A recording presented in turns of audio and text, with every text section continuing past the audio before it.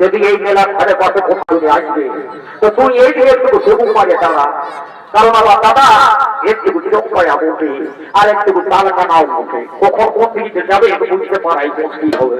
সেই জন্য বলছি তুই এইখানটাই কিন্তু থাকবি, আমি তাকে একবার ডাক দিয়ে দেখছি। ওইটাই করে বাবা কোন দিকে ডাকটা শুরু করবো, ওই দিকে একবার ডাকটা শুরু করবো। যদি ওইদিকে ঝোল গাজারে কোথাও আসবে তো আসবে, শালা কি বলবো রে বাপ, শালা রাইতের লোক খুঁজছি, শালা কোথাও পাচ্ছি নাই। তো ঠিক আছে এই ঠিক আমি ডাক্তার দিই চাইলে হে তিনি বাপ শালা কারে মারে আছে নবীর বাপ দেখলি বাপ ভালো করি ওই ঘবড়া ঘবড়া ছিল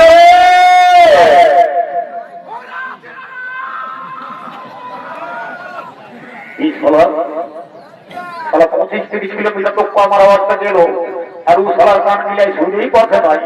এইবারে আয় রে বাপ, তোকে কোন রকম যদি পাই তাহলে কি করবো জানিস, তোর কানে দিলে একদম মজে এইবারে লাগে লাল করবো।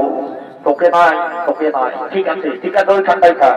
এদিকে তো বুঝতে পারলে এদিকে নাইছে, একবার ওইদিকে তাহলে দিয়ে দেখবো, যদি ওইদিকে আসে তো আসবে, তাহলে তারা কি করবো ওয়াকে তালা ছাড়ে ছুরি আর এই ফুলকলিকে এই শিব মন্দিরে বিহা করে ঘর নিয়ে চলে যাবো, ও থাকবে কোথায় যাবো দেখো।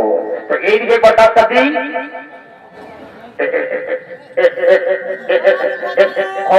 এই ঠিক আছে এই ঠিক আছে হ্যাঁ ওই ভোমরা ভোমরা আছে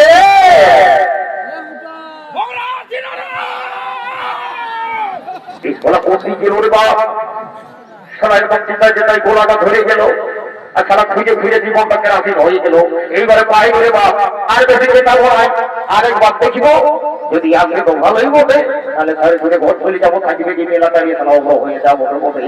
তো এইবারে একবার দেখবো, যদি আসলে তো ভালো, তাহলে ঘরে ঘুরে ঘর চলে যাবো। ও বলি ভোমরা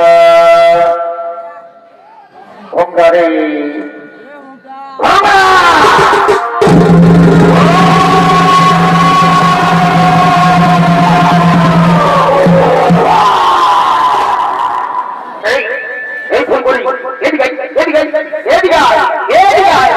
আচ্ছা বল দেখি তুই কোন শোনা পারি আমার